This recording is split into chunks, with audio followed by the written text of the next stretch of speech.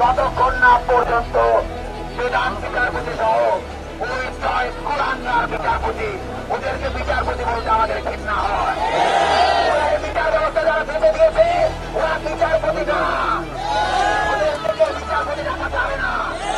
এই ছাত্রকে অবিলম্বে পদত্যাগ করতে হবে।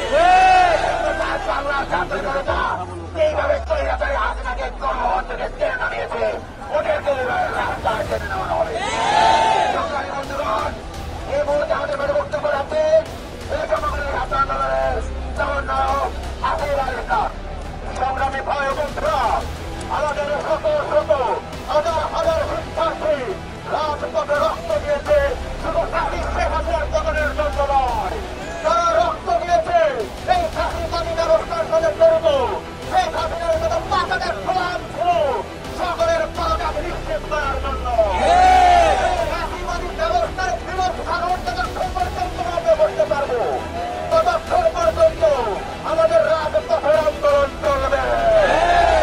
আমাদের লক্ষ্য শুধু ফাঁসিবাদী ব্যবস্থার বিরোধ করা নয়, এই রাষ্ট্র ব্যবস্থার পরিবর্তন করা।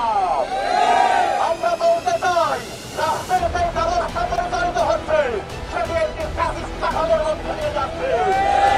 কাঠামোর সংস্থা এই শব্দ সমাজ করবে।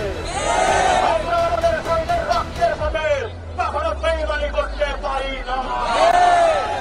আমরা আমাদের শরীরের রক্তের পূর্ণ মর্যাদা দিতেই প্রয়োজনে আরো জীবন দেব, আরো রক্ত দেব, কিন্তু এই ফ্যাসিবাদী ব্যবস্থার যত সুবিধাভোগী আছে সবার পতন নিশ্চিত করে ঘরে ফিরে যাবে।